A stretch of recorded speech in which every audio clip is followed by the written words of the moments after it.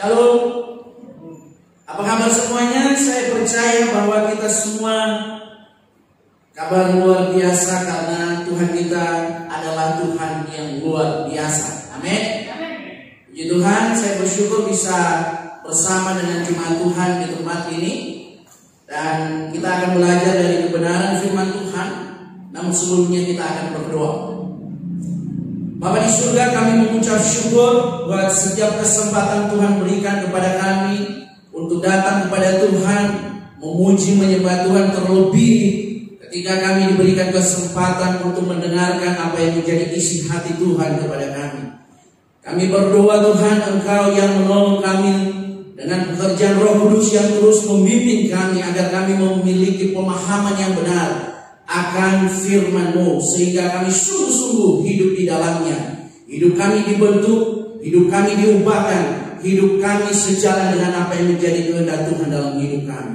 Engkau pakai mulut bibir hamba-Mu untuk menyampaikan apa yang menjadi isi hati-Mu. Berbicaralah kepada kami Bapa, kami siap untuk mendengarnya. Di dalam nama Tuhan Yesus kami sudah berdoa dan kami sudah mengucap syukur. Haleluya. Semua kita yang siap diberkati oleh firman Tuhan, kita katakan amin. Puji Tuhan, saudara-saudara yang saya kasihi di dalam Tuhan, hari ini kita akan belajar dari firman Tuhan yang kita ambil dari kitab 2 Korintus pasal 5. 2 Korintus pasal 5 ayat 17. 2 Korintus pasal 5 ayat 17. Saya akan baca firman Tuhan ini sekali lagi dari 2 Korintus pasal 5 ayat 17. Demikian firman Tuhan.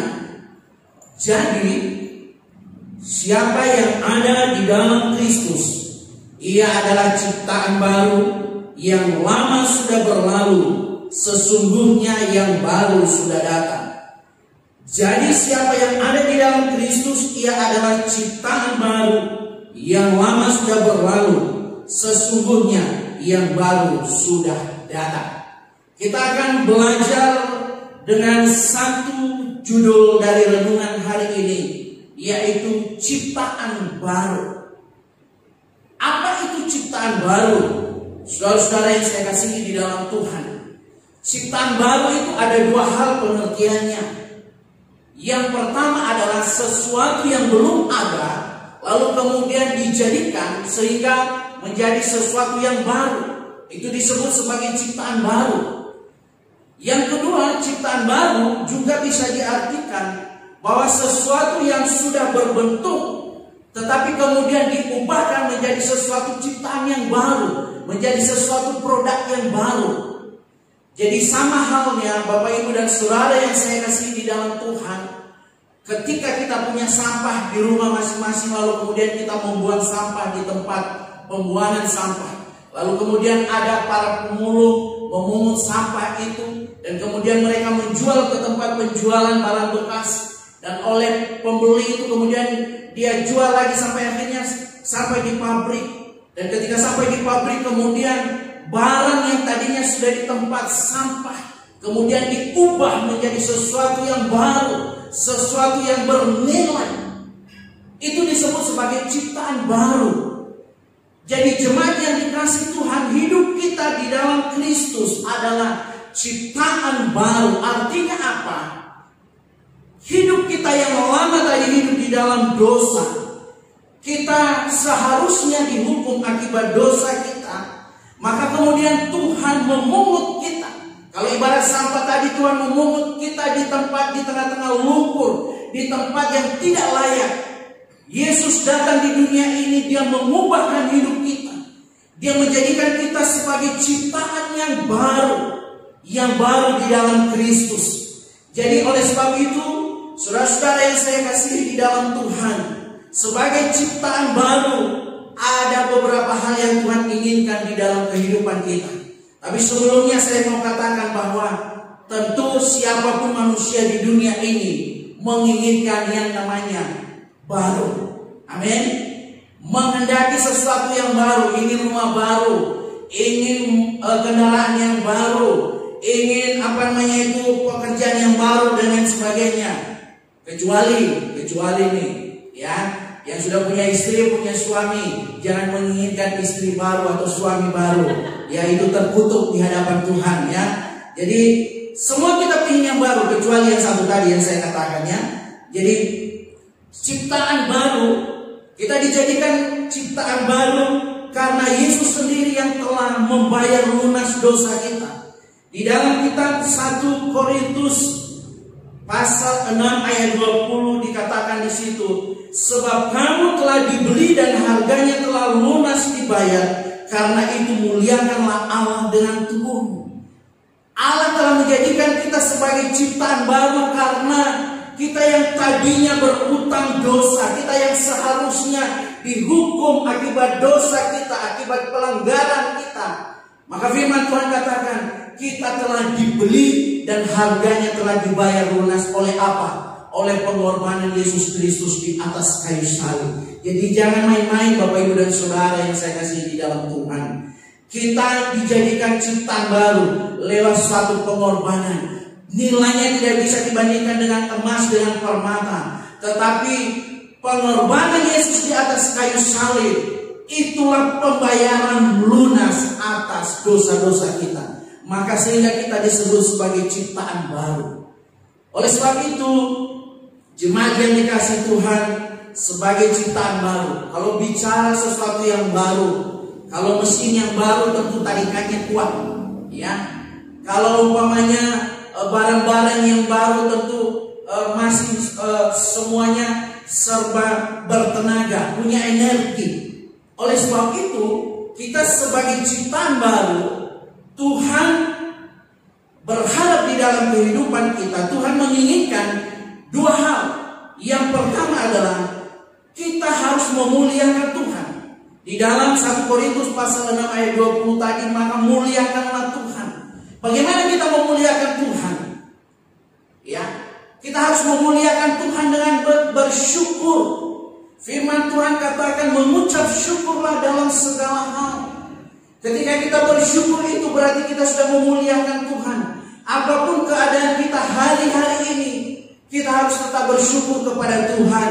Kalau Tuhan izinkan kita bisa menghadapi berbagai macam persoalan dan pergumulan hidup, kita bersyukur karena kita tahu bahwa di balik setiap persoalan dan pergumulan hidup kita, kita akan mengalami kuasa Tuhan yang dahsyat di dalam kehidupan kita. Karena firman Tuhan berkata bahwa segala perkara dapat kutanggung di dalam Dia yang memberikan kekuatan kepadamu. Jadi sebagai ciptaan baru, mari kita memuliakan Tuhan dengan selalu bersyukur setiap saat apapun keadaan kita. Yang kedua adalah sebagai ciptaan baru, ada tanggung jawab yang Tuhan berikan kepada kita. Kalau Yesus datang di dunia ini, Dia memperdamaikan antara Allah dengan manusia yang jatuh di dalam dosa. Maka Tuhan mau supaya kita, orang-orang yang percaya kepadanya, kita menjadi orang-orang pembawa damai. Yang kedua, kita harus menjadi pembawa damai. Di dalam 2 Korintus pasal 5 ayat 9 ayat 16 dikatakan, ayat 19 dikatakan di sini, sebab Allah mendamaikan dunia dengan dirinya oleh Kristus dengan tidak menghitungkan pelanggaran mereka. Ia telah mempercayakan berita pendamaian itu kepada kami. Berita pendamaian itu dipercayakan kepada siapa? Rasul Paulus katakan kepada kami. Kami di situ siapa? Adalah orang-orang percaya, orang-orang yang sudah menerima Kristus di dalam kehidupannya sebagai Tuhan dan Juru Selamatnya secara pribadi. Maka orang-orang yang demikian, saudara-saudara dan saya adalah pembawa-pembawa damai.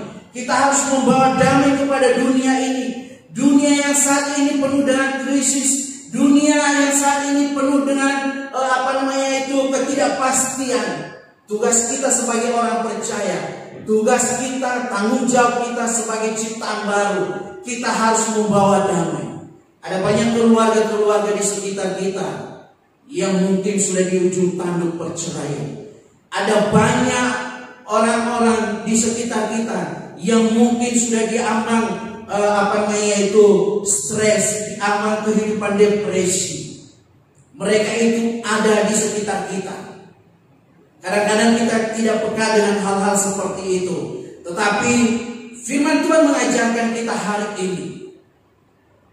Ada banyak anak-anak tidak damai dengan orang tua dengan anak. Tugas kita sebagai orang-orang yang percaya, kita harus menjadi pembawa damai. Pembawa damai artinya apa?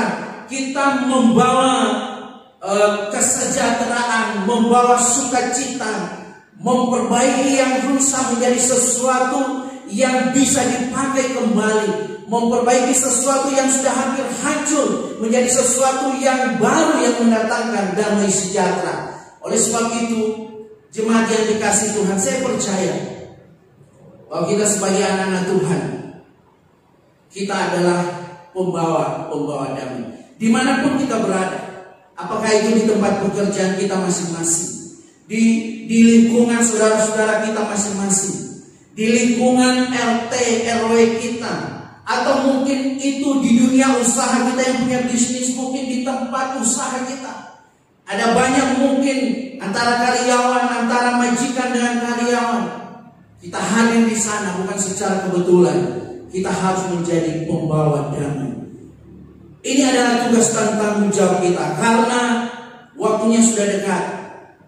Mari kita terus berlari dengan waktu. Firman Tuhan katakan di dalam 2 Korintus pasal 5 ayat yang ke-10, sebab kita semua harus menghadap takhta pengadilan Kristus, supaya setiap orang memperoleh apa yang patut diterimanya sesuai dengan yang dilakukannya dalam hidupnya ini, baik ataupun jahat. Ya, firman Tuhan katakan bahwa sebab kita semua harus menghadap takhta pengadilan.